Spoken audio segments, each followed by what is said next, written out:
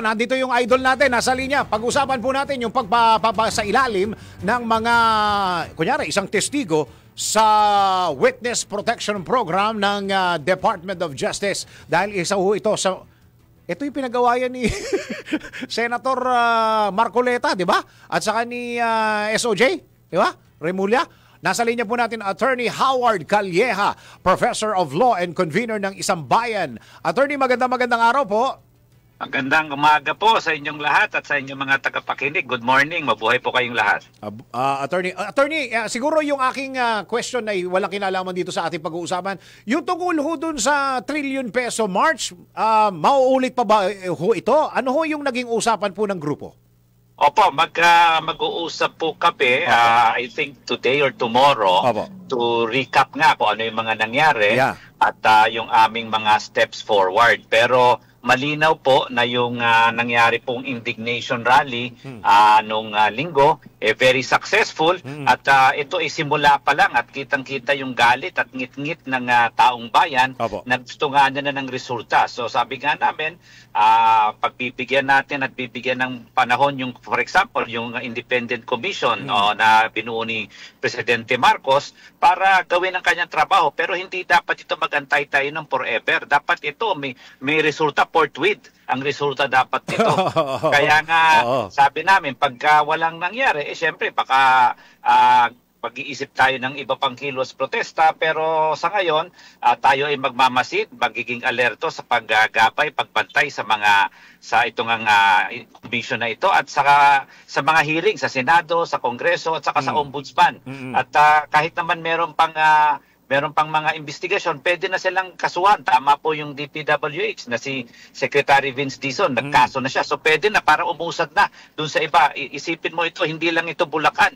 Buong Pilipinas dapat ang iniimbestigahan nila. Kasi ilang bilyon tayo, nasa Bulacan pa lang tayo. Wala pa tayo sa ibang probinsya. So I think kailangan talagang mas pasusi ito at hindi lang ito flood control. May kalye, may bridges, may classroom. Lahat po ito dapat tignan at hindi dapat palagpasin. Medyo mahaba-haba pa yung takbo natin. So ibig sabihin, yung part 1, yan po ay part 1 pa lang ng inyong gagawing trillion peso march. Yan ay titingnan pa natin kung ano pa yung pwedeng balakin nyo. Ibig sabihin, may posibilidad na masundan, attorney. Ibig sabihin.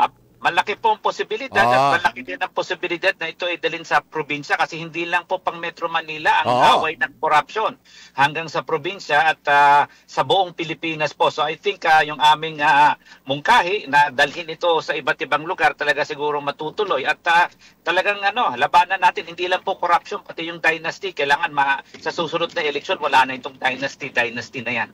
Iyon, dahil ang komentaryo ko nga dito, Attorney Howard, sinasabi ng mga eksperto, hindi na uso yung mga people power na pupunta sa kalye mga tao, online na. Mukhang binasag nyo yung paniniwala na yun ng mga eksperto, attorney. Kumbaga, ang mga tao, pag galit na, lumalabas na. Galit na galit at kita mo, ilang beses umulan, malakas yung ulan, hindi natinag ang mga tao, hindi umalis ang mga tao. Talagang tinapos nila at peaceful naman kami, peaceful namin binuo at peaceful din kaming natapos. Kaya masaya po kami sa resulta at sana nga yung ibang, kasi may iba pang mga demonstrations pero hindi sila as peaceful as ours. Sana matuto sila na maging peaceful yung kanilang mga hinaing. No? At least pwede naman talaga tayo maglapas ng ating saloobin pero in a peaceful manner. Iyon. Okay, puntahan na po natin ito. Ano ho ang masasabi ng Isang Bayan? Kayo rin ho ba yung sa trillion peso march, attorney? Opo, ako po ang spokesperson ng trillion peso march. Ayun, tama-tama.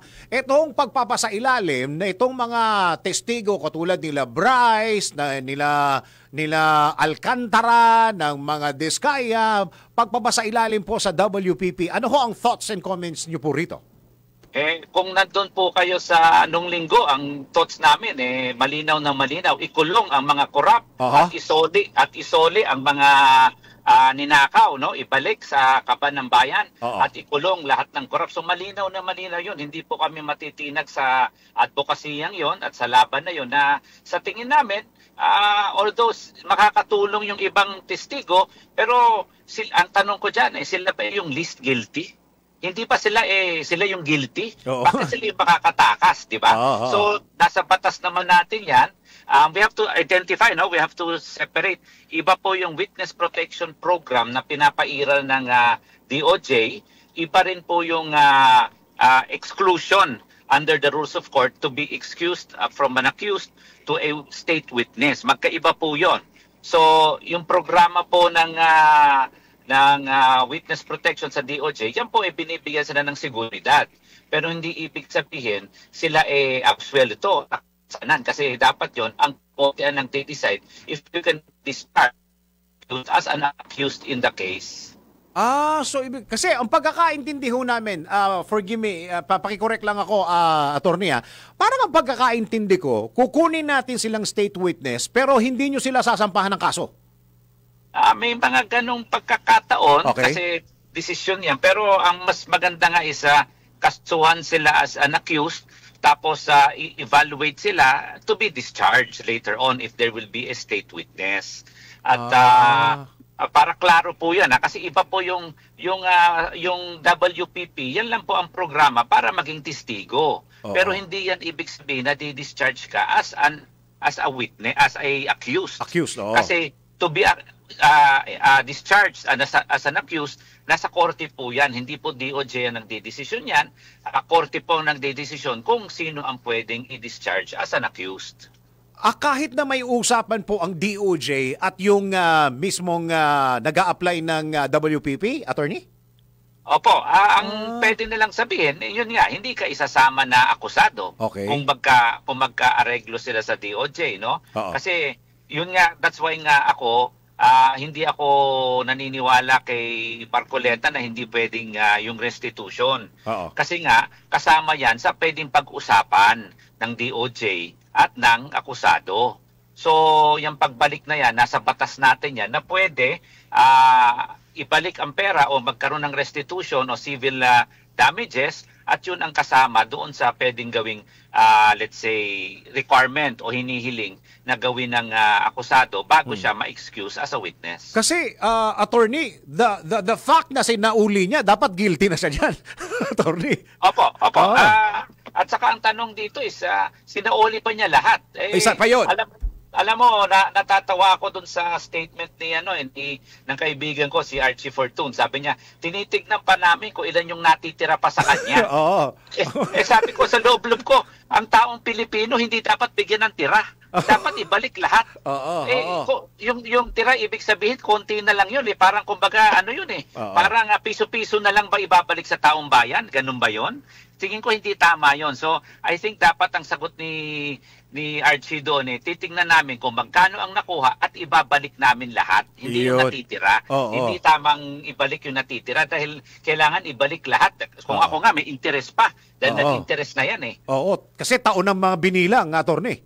At saka kung maalala mo, galing ito sa unprogrammed funds. Ibig sabihin, wala ito sa pera ng bayan, inutang ito. So, ibig sabihin, yung gamit dyan, yung pinangbigay dyan, ay inutang ng Pilipinas. So, nagbabayad pa tayo ng utang dyan. So, bakit natin kukunin ang tira? Yun. Naku, ibalikan natin mamaya yung unprogrammed funds na yan. Hindi ko masyadong magets din yan. Okay, siguro ang katanong, teka muna. So, ibig sabihin, attorney, hindi naman niya talaga kayang ibigay ng buo yan. So, totoo lang. Dahil tumakbo na yung maraming taon at nagastos niya na yung iba, attorney. Opo, kaya nga sabi natin, dapat bago tayo mag-usap ng kung ano yung ibabalik, pag-usapan muna magkano yung nakuha in totality. Kasi hindi lang kunyari, kotse. Ibalik mo yung kotse, alam mo naman, binili mo yan ng kunyari 5 million. Pag binalik mo yan, ilang taon, 3 million na lang yan, 2 million, nag-depreciate na yan. Tama. So, lugi na ang taong bayan dyan. Diba? Tama. Balita natin, nagkakasino sila, milyon-milyon. Di magkano na yung pinatalo nila doon? So wala nang pag-uusapan na buong isa sa uli kasi imposible na buo ang isa uli, attorney, to begin with. But we have to endeavor na talagang ibalik lahat-lahat, I mean, talagang kung kailangan ibigay nila kung ano yung kanilang, kahit naman dati pa nilang bahay yan or something, just to return kung ano yung nakuha nila, nakulimbat nila sa taong bayan, di dapat gawin nila yon. Hindi ibig sabihin na safety na lang sila or makakatakas na sila ng basta-basta ganun na lang. Siguro ang last question ko, attorney, pwede bang, hindi ba tatayo yung kaso pag hindi kinuha ito na bilang state witness? Hindi ba kayang tumayo ng kaso, attorney?